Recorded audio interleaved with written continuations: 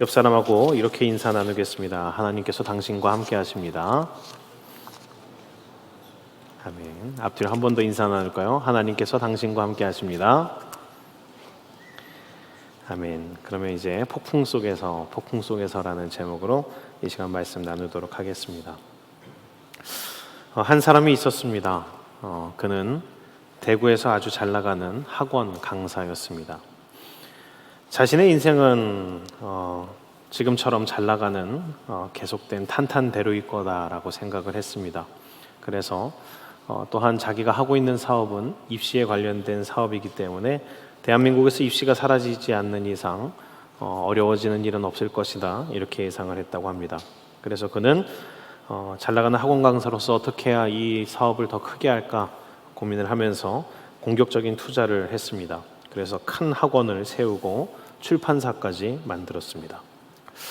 처음에는 잘 되는 듯 하였는데 하필이면 그렇게 투자를 감행했을 때 나라의 교육 정책이 바뀌었습니다. 뭐였냐면 더 이상 한국사를 이제 큰 비중을 입시에 두지 않겠다라는 것이었고, 모든 사교육들을 좀 방지하기 위해서 EBS 중심으로 교육을 바꾸겠다라는 입시 정책이 바뀌게 된 겁니다. 그러면서 학원의 인기가 떨어지고 가르치던 한국사의 비중이 줄면서 강사의 인기도 땅에 떨어져 버렸습니다. 그와 함께 출판사도 한국사 그 문제집이 큰 비중을 차지했었는데 출판사도 망하게 됐습니다. 그래서 정말 순식간에 망하게 됐답니다.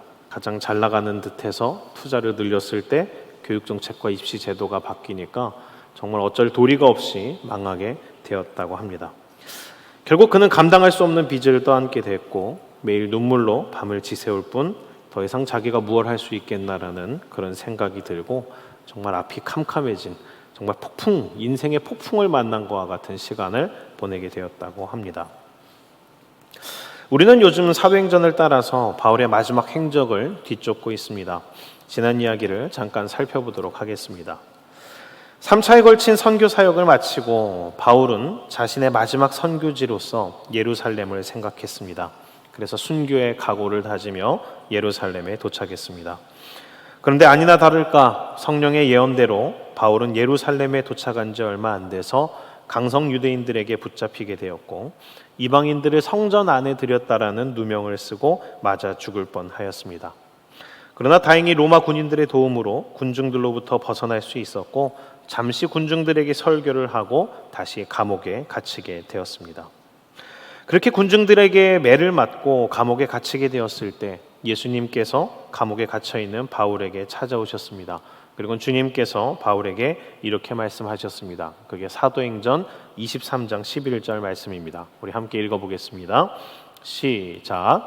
그날 밤에 주께서 바울 곁에 서서 이르시되 담대하라, 내가 예루살렘에서 나의 일을 증언한 것 같이 로마에서도 증언하여야 하리라 하시니라. 아멘. 바울은 예루살렘이 끝인 줄 알았는데 새로운 사명이 생겼습니다. 로마까지 가야 하는 겁니다. 이후에 감옥에 갇혔던 바울은 벨릭스 총독에 이어서 베스도 총독에게까지 신문을 받습니다. 원래는 진작 풀렸어야 됐는데 바울을 가두어두고 돈을 받고 싶어하는 이 벨릭스라는 총독 때문에 바울은 2년이란 세월을 꼬박 임시 감옥에 갇혀있게 되었습니다. 2년이란 시간이 지나서 총독 벨릭스의 임기가 끝났습니다. 그리고 그 뒤를 이어서 베스도가 총독으로 부임했습니다. 베스도는 부임 후 이상한 사람이 감옥에 구금되어 있는 것을 발견하게 됩니다. 그 바울이란 사람, 도대체 무슨 일이길래 판결도 안 받고 이렇게 2년이나 갇혀 있었나, 그게 궁금해서 베스도는 직접 바울을 다시 신문을 했습니다. 신문을 해보니 베스도가 보기에 바울은 로마법에 의하면 딱히 죄인이랄 게 없었습니다. 그래서 풀어줄까를 고민했습니다. 그러나 바울이 자기가 풀리는 즉시 암살당할 위험이 있다는 것을 알고 지혜롭게 로마법을 이용해 항소를 합니다. 저는 가이사에게 직접 재판을 받고 싶습니다. 당시 정식 로마 시민권을 가진 사람은 가이사, 그 황제, 로마 황제에게 직접 항소할 수 있는 권한이 있었습니다. 바울은 그 로마 시민의 권한을 사용해서 사명의 목적지인 로마로 가려는 계획을 세운 겁니다. 그 항소는 베스도에 의해서 받아들여졌고 그래서 바울은 로마 군인들의 호송을 받으면서 황제에게 재판을 받기 위해 로마로 이동하게 되었습니다. 오늘 읽은 말씀은 그렇게 호송길에 올라서 로마로 향하는 바울과 그 일행들에 대한 이야기가 담겨져 있습니다. 바울은 그렇게 로마로 호송됩니다. 그 호송길에는 백부장 율리오와 군인들이 함께 가고 바울을 도와주는 동역자들로서 데살로니가 사람 아리스다고와 바울의 건강을 보좌했던 의사 누가가 함께 갔습니다. 그렇게 바울 호송팀은 시돈을 거쳐서 길리기아와 밤빌리아 바다를 건너 무라라는 곳에 이릅니다. 배를 갈아타며 무라시에 이르러서 거기서 이제 직항으로 로마를 향해 가는 알렉산드리아호라는 배를 이제 타게 됩니다. 그런데 그 배를 타고 가는데 바람이 좋지가 않은 겁니다. 당시의 배들은 다른 동력이 없었습니다. 오직 돛을 이용해서 바람을 타고 배가 이동을 했었는데, 그래서 바람이 순풍이 불고 안 불고 이것이 대단히 중요했는데, 지금 이 알렉산드리아호가 로마로 향하는 이 항해가 좋지가 않은 겁니다. 바람이 역풍이 불거나 매우 거칠어진 겁니다. 그렇지만 다들 베테랑답게 그 역풍을 맞으면서도 겨우겨우 크레타 섬 남쪽 해안에 위치해 있는 그 미항이라는 곳에 도착합니다. 이 미항이라는 곳은 이제 무라라는 그 시에서 로마까지 이르는 데 있어서 한 중간쯤 된다라고 위치를 생각하시면 됩니다. 이미 이 미항이라는 곳까지 오면서도 바다의 상태가 범상치 않다는 것을 모두들 느끼고 있었습니다. 그리고 이 미항에 이르는 곳까지만 해도 정말로 힘들게 왔습니다. 그리고 지금의 시기는 이제 항해하기가 좋지 않은 시즌에 들어섰다라는 것도 모두가 알고 있는 사실이었습니다. 그런데 이 미항에 도착해서 쉬면서 생각을 해보니까 소위 바다를 잘 안다는 사람들, 선장과 선주들이 지금 정박해 있는 이 항구가 마음에 들지 않은 겁니다. 그리고 군인들도 그러한 겁니다. 왜냐하면 이 작은 항구, 이 미항이란 항구는 너무 심심한 항구인 겁니다. 지금부터 정박을 하면 이제 이 시기를 지날 때까지 몇 달을 이 항구에 머물러 있어야 되는데, 지금 이 작은 미항이라는 항구는 너무 불편하고 재미가 없었습니다. 조금만 더 가면 나오는 베닉스라는 항구가 있는데 거기엔 향락거리도 많고 유흥거리도 많고 시설도 좋고 오래 정박하기가 좋은 겁니다. 그래서 선장과 선원들은 군인들을 부축입니다. 이거 얼마 안 남았으니까 베닉스까지 갑시다. 거기 충분히 갈 수 있습니다. 우리는 베테랑입니다. 이 바다를 하루 이틀 항해한 게 아닙니다. 그러나 바울은 이대로 이 배가 출발하게 되면 어떤 일이 생길지를 알고 있었습니다. 지금의 시기가 항해를 하면 안 되는 시기라는 것이 상식일 뿐만 아니라 성령의 임재 가운데에서 바울은 지금 이대로 항해를 하면 어떤 일이 생길지를 이미 예지하고 알고 있었기 때문에 군인들과 선원들을 설득하려고 합니다. 그게 사도행전 27장 10절 말씀입니다. 함께 읽어보겠습니다. 시작. 말하되 여러분이여 내가 보니 이번 항해가 화물과 배만 아니라 우리 생명에도 타격과 많은 손해를 끼치리라 하되. 아멘. 바울은 어떻게든 말리려고 했지만 사람들이 듣지 않습니다. 왜냐하면 이 지역을 자기들이 훨씬 더 잘한다라는 겁니다.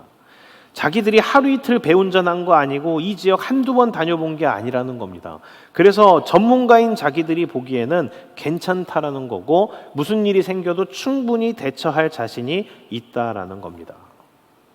그래서 배를 섭외한 백부장과 군인들도 바울의 말보다는 전문가들이라고 하는 선장과 선원들의 말을 듣기로 합니다. 때마침 바람의 방향이 바뀌었습니다.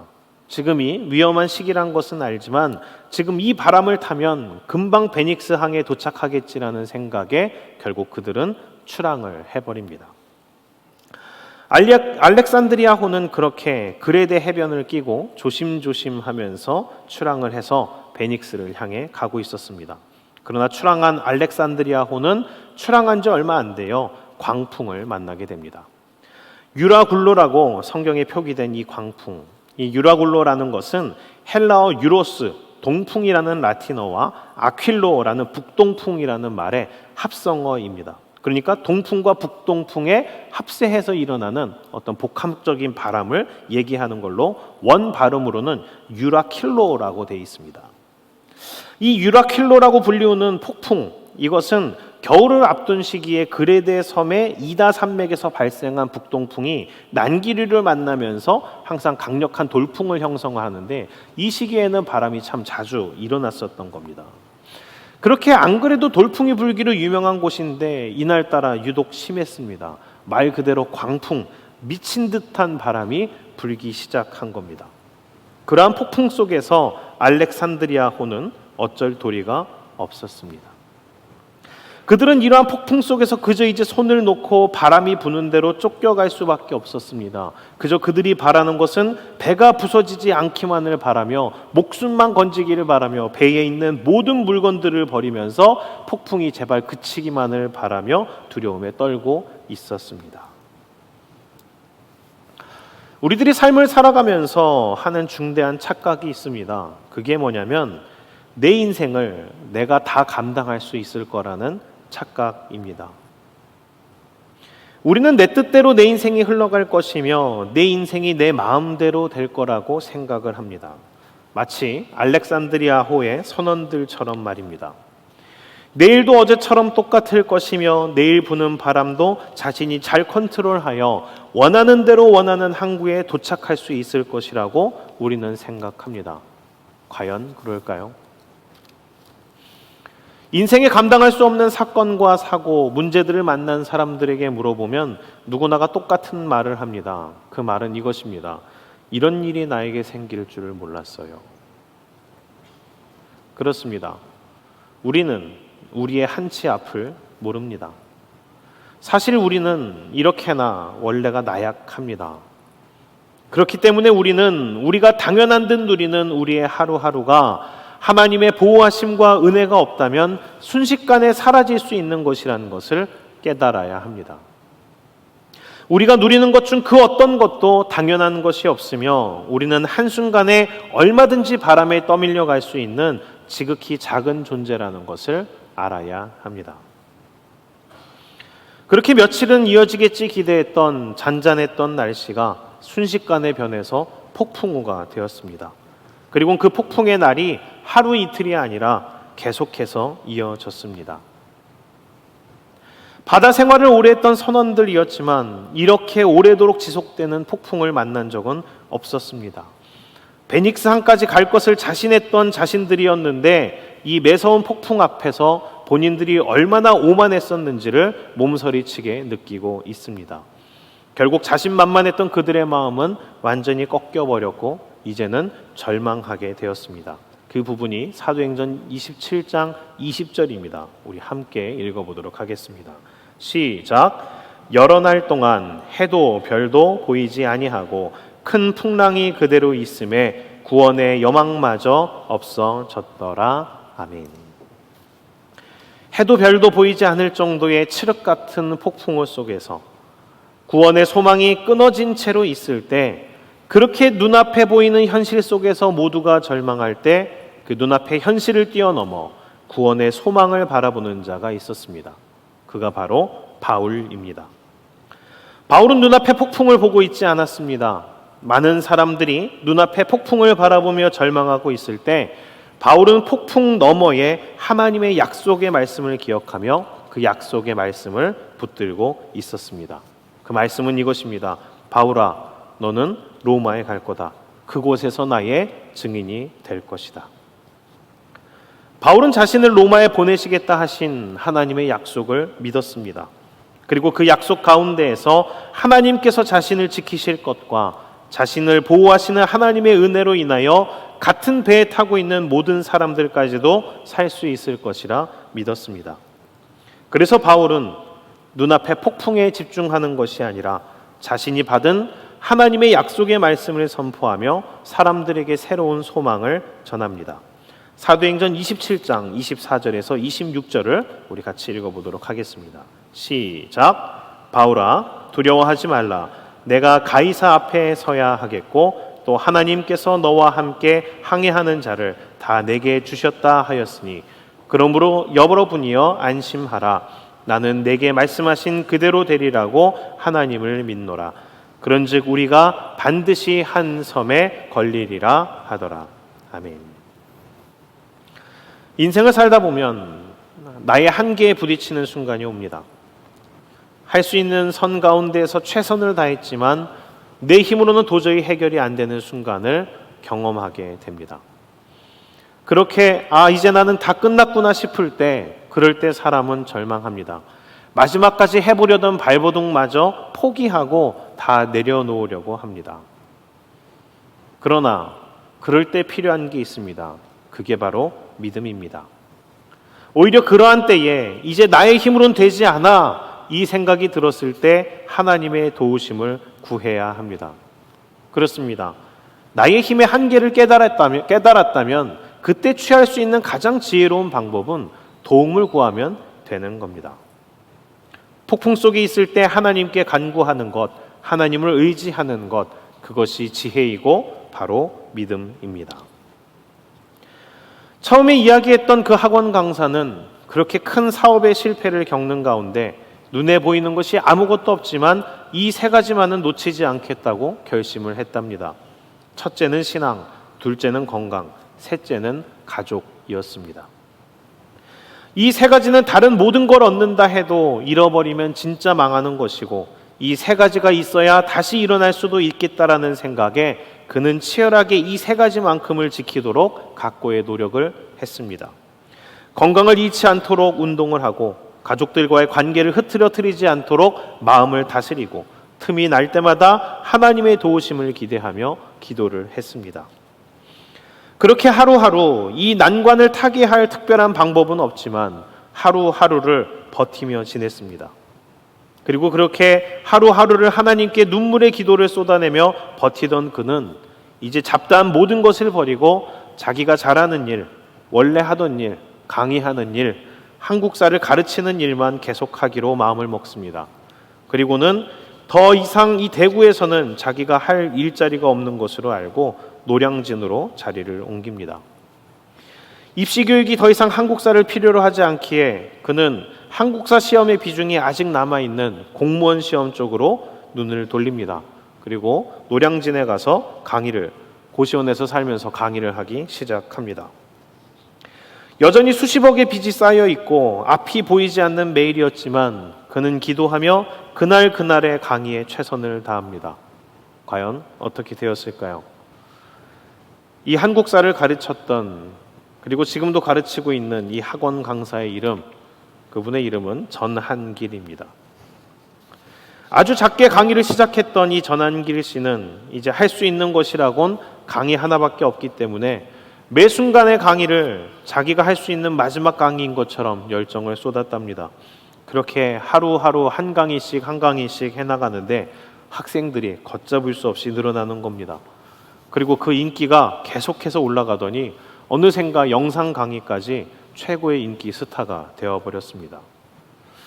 사업이 아닌 강의가 얼만큼이나 힘이 될까 싶었는데 그 강의만으로 그는 수년 내에 빚을 갚고 자유를 얻었을 뿐만 아니라 이제는 풍성해져서 나누고도 남는 삶을 살게 되었습니다. 강사 전한길 씨가 위와 같은 간증을 나누며 그 이야기를 했습니다. 예전엔 자기가 잘나서 잘 나가는 줄 알았답니다. 그러나 그런 폭풍 속에서의 시간을 지나며 온전히 깨달은 게 있답니다. 그게 뭐냐면 나의 나된 것이 하나님의 은혜라는 것을 알았답니다. 나의 인생 하나님의 은혜 없이는 안 된다는 것을 알았고 지금의 자신이 자기가 잘나서 있는 게 아니라 오직 은혜라는 것을 깨달았답니다. 인생의 풍랑이 때로는 감사가 될 수가 있습니다. 왜냐하면 하나님을 선명히 볼 수 있는 계기가 되기 때문입니다. 그동안은 내가 잘난 줄 알고 내 힘으로 다 할 수 있을 것이란 착각 속에서 살았는데 폭풍 속에서 우리는 나의 자금과 나의 한계를 발견합니다. 그리고 나는 하나님의 도우심과 인도하심과 은혜가 필요한 불쌍한 죄인이란 것을 발견하게 됩니다. 알렉산드리아호에 탔었던 사람들도 마찬가지였습니다. 자신들의 욕망을 쫓아 베닉스를 향해 항해를 하던 그들은 감당 못할 폭풍을 만나고 나서야 바울의 말에 귀를 기울이게 되었습니다. 하나님을 향해 눈과 귀를 닫았던 그들이 그제서야 마음의 문을 열게 된 것입니다. 폭풍 속에서 말씀을 받은 후 바울을 통해 약속의 말씀은 받았지만 당장의 현실은 변화가 없는 듯이 보였습니다. 여전히 바다는 캄캄하고 바람은 거세게 불고 있었기 때문입니다. 여전히 캄캄한 현실 속에서 사람들은 바울의 말을 반신반의했겠지만 그러나 하나님은 이미 그 배와 그 배 속의 사람들을 붙드시고 지키고 계셨습니다. 사람들의 우려와는 다르게 그러한 광풍 속에서도 알렉산드리아호는 결국 하나님의 말씀대로 아무도 다치거나 죽지 않고 배에 탔던 모든 사람들이 멜리데 섬에 무사하게 도착하게 됩니다. 섬에 상륙할 때도 군인들이 죄수들의 도망을 우려하여 죽일까를 고민도 했지만 약속의 말씀으로 믿음과 소망을 주었던 바울 덕분에 다른 모든 죄수들이 한 번 더 목숨을 건지게 됩니다.